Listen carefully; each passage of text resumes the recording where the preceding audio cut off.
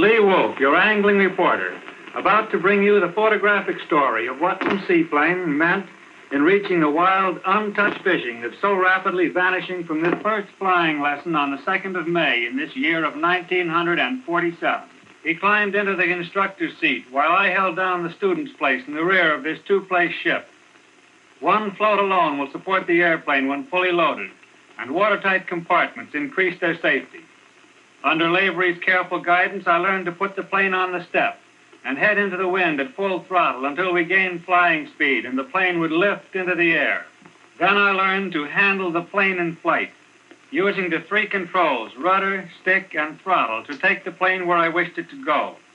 Learned to feel the buoyance of the air beneath me and to ride it with a sense of security, to allow for the drift of the wind and to fly in relation to the ground below, to learn fundamental flying.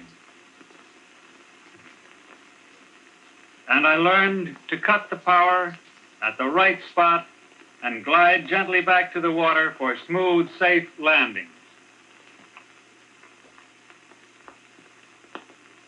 Just 9 days after my first lesson, Lou sent me out to solo.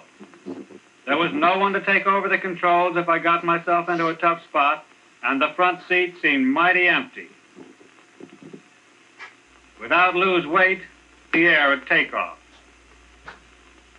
Flying solo as a student pilot, I practiced maneuvers until I learned to react automatically and instinctively with the proper controls, until I became, in a sense, a part of the plane I flew. I was as safe over land as over water, for a seaplane can land without damage in a field or a bog, almost anywhere except in the trees. I filled my solo requirements of 30 hours, including 4 hours of cross-country flying, and in less than 3 weeks, I passed the test for my private pilot license. With my private pilot's ticket in my pocket, I was free to take up friends and to fly wherever I wished. The whole continent was mine to fly over, and I was eager to be off to the wilderness country, beyond the reach of roads and automobiles, to the lakes and rivers untouched by other anglers, where game fish would be eager to take my fly. And so, on June 8th, only 5 weeks after my first flying lesson, I left the seaplane base at Round Lake and, with my fishing gear aboard, took off on a long journey to the north and east. Climbing into the sky, I flew up over the Green Mountains of Vermont, crossed the broad valley of the Connecticut River. The forests of New Hampshire passed under my wings, fresh and green in the new leaves of spring. In hops of about 150 miles, I continued my northeasterly course. Maine's Capitol building at Augusta was white and beautiful beneath me. And then on the second day, I looked down on the soft green carpet of New Brunswick's wooded hills.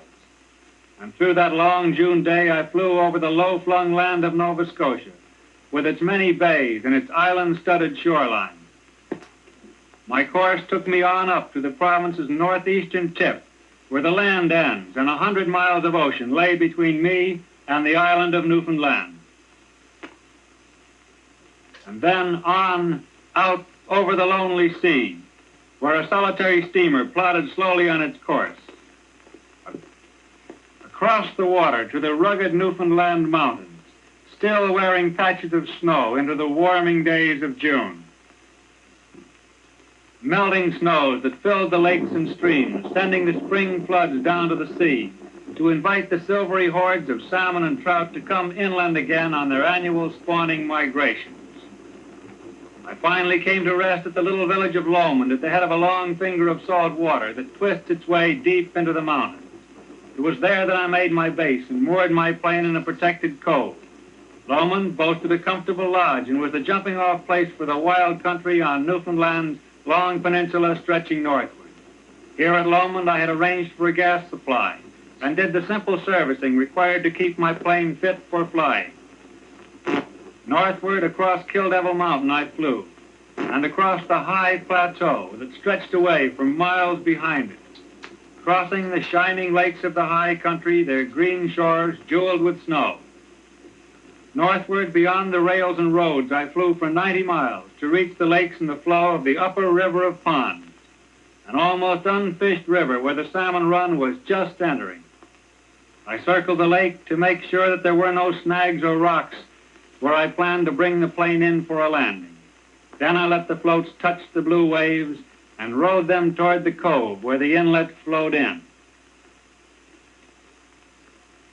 I taxied toward the shore, and since I was already wearing waist waders, it was easy for me to drop off the float when the water grew shallow and to wade the plane carefully into a place where it could be moored securely while I fished.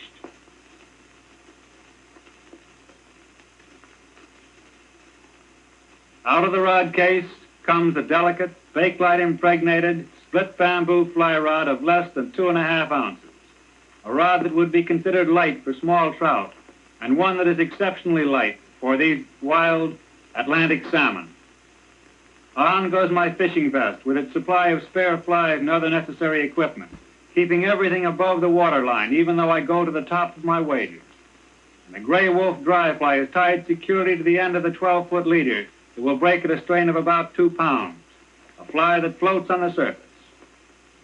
The fly rides the twisting surface water, and up from the depths comes the salmon to rise, but to miss the fly. A second time, the fly goes out and floats over the fish, and he drives into the air to take it squarely. There's a surge of power that carries up through the line to the rod and reel. There's a moment of real excitement when the salmon breaks into the air for his first high and sparkling leap. The Atlantic salmon is considered the finest trophy of freshwater fishing. He brings in with him from the sea a sense of its limitless space, where he's been able to swim for days without turning a corner, and where his only safety has been in swimming faster and farther than the enemies that pursue him, where he had to leap higher and farther and more often than the seals, the otters, and the sharks that would prey on him. In that way, the salmon developed a sense of space and distance, and a power to run and leap that just can't be equaled by any fish that has spent his entire life in a small body of water like a stream or a pond. And he comes in on this spawning run well-fed and charged with a store of energy that will carry him through as much as a full year of absolute starvation. Nature nauseates the salmon in fresh water, for there is no food supply in the stream to support him. He rises to a fly only through a whim or a throwback to his baby days. He demands small flies and fine tackle and must be played with the greatest of skill. But when a salmon is finally tired, then the skillful angler can use the trick of hand-tailing, by which the weary fish is picked up with a paralyzing tail grip, for a salmon's tail is like a man's wrist and offers a secure hold. Then a swift blow or two dispatches the fish, and there on the floats lies 15 pounds of silver from the sea, the first fish of the season from the river of ponds, a trophy to remember. I could take a sleeping bag with me and stay for several days, or I could pick my days, spend the best of them on the river of my choice, then fly back to my base in the evening, ahead of the fog blanket that sometimes crept in from the sea. Perhaps you've dreamed of a pool where the bottom is lined with trout, where hordes of big ones lie in the crystal depths, waiting only the coming of the angler's fly to rise and take it. Let's go to Western Brook, only 20 minutes by air from my base at Loma. Over the mountains and through the gorge, the air trail leads to the low, flat land that lies between the big lake and the salt water. In that 5-mile stretch, there are a series of smaller lakes and ponds, many of them suitable for landing and takeoff, where I could moor the plane and fish almost beside it. Western Brook is a beautiful, crystal-clear stream, specially suited to dry fly fishing, where the angler has that added thrill of watching the fish rise to his surface fly. The fly goes out to the deep water where the fish should be lying. A trout rises, but the hook fails to go home. The fly drops again at the same spot to float on the surface at the will of the current, and again a trout rises, failing a second time to feel the steel. A third cast, and this time the trout takes the fly squarely and the hook embeds itself in his jaw. That sudden bar to his freedom sets him off on a frantic effort to escape, taxing the angler's tackle, testing his skill. The square-tailed trout is less spectacular than his cousin, the Atlantic salmon. He rarely leaps, and his runs don't always have the same fire and brilliance displayed by the larger fish. but he's a worthy battler who will keep an angler on his toes, taking in slack or giving it, as the need may be. This trout has recently returned from a sea migration, and he wears the natural protective coloring of the ocean travelers, the dark back and the silvery sides and belly that make them least conspicuous to their enemies. When sufficiently tired, he can be picked up by the scruff of the neck and released, uninjured, because although this 2.5-pounder might be a real prize back home, he's just a baby here at Western Brook. And again, the fly rides the surface over those long gray shadows, and a big trout rises to lay a lip over the dry fly and to find himself hooked. This is a heavy fish, a fish to bend that slim rod and stretch the long, fine leader to a dangerous degree. This is a fish that may move swiftly on a long run, and the angler must be ready to follow. The big ones are all too often lost through a little too much pressure on the tackle, or because a long line lying low in the water is fouled around a sunken snag or rock. In playing a fish, the angler must be able to sense when the fish is strong enough to pull away and to command a release of the tension, and when he's weak enough to be turned or stopped in one of his runs. Use the tackle's limited power wisely, remembering that the trout is capable of a quick, tackle-busting surge if he can catch the fisherman off guard. There's no moment when the angler can feel that his prize is secure until he's finally able to lift him from the water. This trout wears the normal stream coloring of the eastern brook trout, a beautiful fish possessed of sleek strength. With the fish almost at the point of exhaustion, it's time to bring him in close and to try to secure him in a hand grip. As he comes in reluctantly, my hand is poised to move down and lock in a grip that will send the thumb and forefinger tightly into the sockets behind his forward fin. But at the last moment, he pulls away. That was his last burst of energy, though, and now he's unable to match the tackle's pull. He's drawn closer and gripped securely. An eastern brook trout weighing 6 pounds or more. Here is a fish to be proud of, for good brook trout water and really big brook trout are becoming harder and harder to find. Perhaps you've been wondering how these pictures were obtained. Of course, I had to take a cameraman along with me, and my favorite shutter snapper was my 10-year-old son, Alan, who took most of these fishing sequences and who, because he weighed only 60 pounds, permitted the carrying of considerable camera equipment without overloading the plane. Here we've changed roles, and he's having his chance to fish and miss a good rise. He didn't miss them all, though. The fly goes back on the water, and there's a hooked fish. With a trout like that on the end of his leader, he's up against a proposition that has left many an older and more experienced angler with a broken line or an empty hook.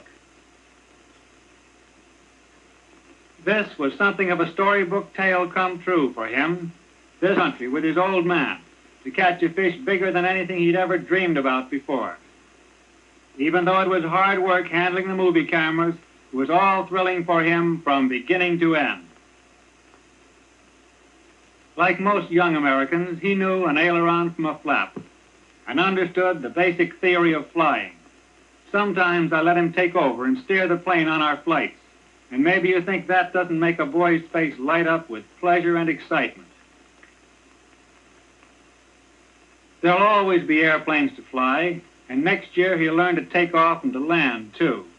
Someday he'll become a pilot, but as long as he lives, he may never catch another square tail as large as this one. A 5-pounder is a pretty big fish for a 10-year-old boy to handle, especially when he's stretching his small hand as wide as it will go to pick him up and to hold him. He'll never forget that fish, nor will I forget his face at that moment, that proud moment of capture.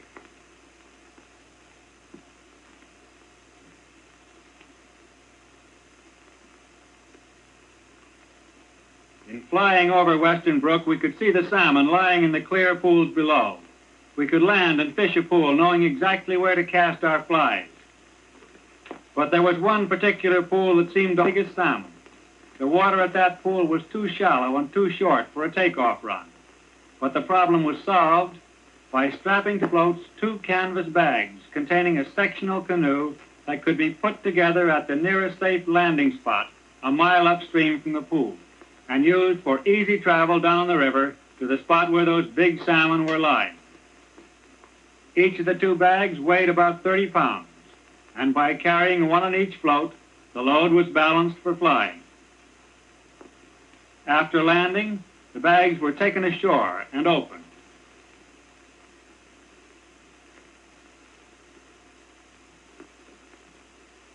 And their contents, the bakelite sections, were fitted together there without any tool and requiring only about 5 minutes for complete assembly. The result is a 14-foot canoe that will carry as many as 3 people. When the sectional framework is locked together and the seats are fitted in and braced, a canvas boot is stretched over the outside to make the canoe waterproof. Even the paddles come in sections for ease in transportation. When the canoe was assembled and my tackle put aboard, I was ready then to start downstream. I took the canoe down through the swift flow, riding high over the deep water that channeled its way between the boulders. A mile goes by swiftly with the current behind you. And soon, my fly was out over those big salmon, and one of them, taking it, hurtled into the air before breaking into a hard upstream run against the flow of the current. He surged across the surface, then to give me another brief glimpse of his size, then raced back almost to my feet, slackening the line so that I moved back frantically, hoping to regain some tension. His next leap was high and clean. Accustomed to the limitless space of the sea, his long runs made me follow swiftly to keep him within the 150-yard range of my line and backing. Each leap that followed was another thrill. There was no rest for either of us. There was no time to relax. And after a long run across the current, he turned and raced downstream with the flow. His energy seemed limitless. But although I tried to turn him back, he was determined to go downstream through the fast water where I was almost sure to lose him. But somehow, wherever he went, I managed to follow. He had no chance to relax, no chance to draw on that great store of energy he'd brought in with him from the sea. And he punctuated his runs with those surface surges and high leaps. But the big test came in the roughest water, where wading was treacherous, and a misstep would mean not only a ducking, but a lost fish too. He leaped again, seemingly strong, but somehow I had the feeling that he was just about as tired as I was. That when I could catch up with him in the shallows, I'd find him almost exhausted.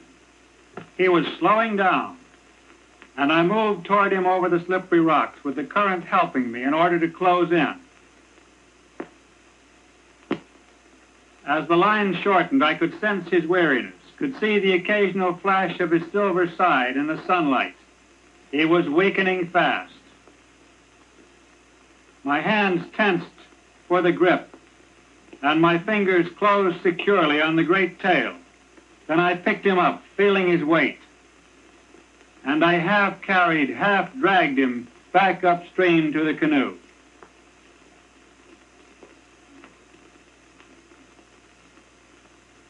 The sun was low when I started back over that last mile of water. But even paddling against the current is much, much quicker than trying to beat your way through the scrub evergreens on foot. Very soon I was back at the cub with my salmon, a 42-inch fish that weighed nearly 30 pounds, a victim of my 7-foot fly rod.